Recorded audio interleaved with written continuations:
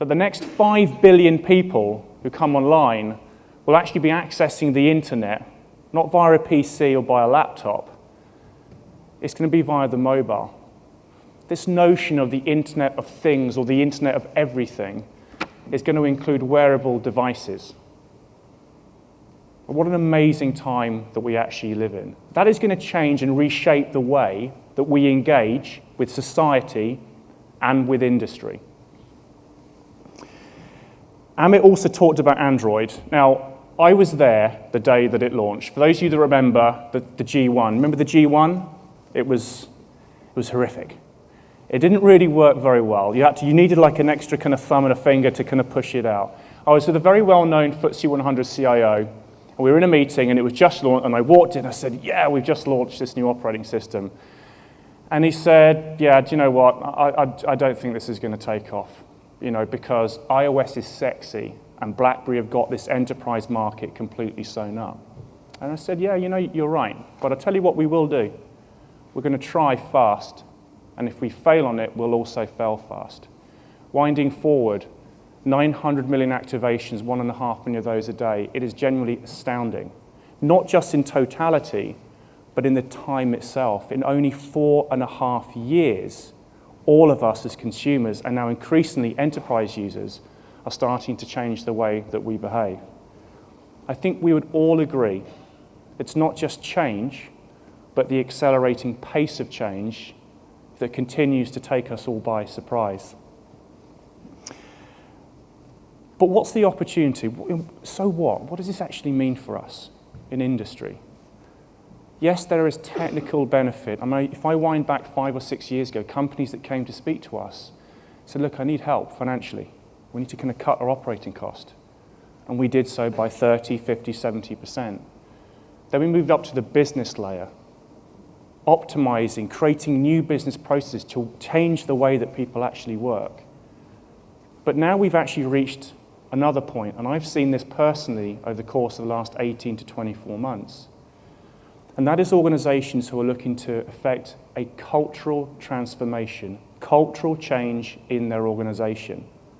And for industry, that actually means putting a bias on ideation, on innovation. And really for the first time that I can remember, starting to reimagine what it looks and feels like to work better together. We're going to get to a time very, very quickly that the internet is going to be accessible by all but a few.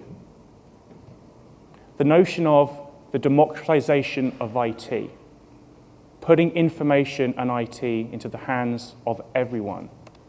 Just think about the profound effect this is going to have on education, on health, but also the working practices of billions of us. Now, you and I, we represent UK industry. Okay? There is line of business here, there is IT here, there are CEOs here. Now, I am very, very fortunate to spend time not just with CIOs, but with CEOs, CFOs, COOs.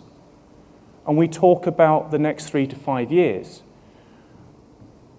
And what's interesting is that, yes, there is still very, very strong sentiment around macroeconomic duress.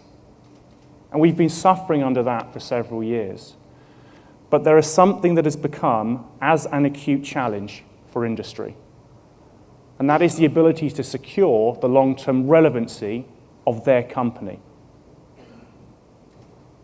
We've reached a point now that competitive disruption and innovation has shifted the business and technology landscape. If you ask Larry or Sergey, which is our CEO, if you ask Larry and say, look, who do you see as Google's next big competitor? A lot of people would think we would say Yahoo or Microsoft or HP or IBM, but we don't.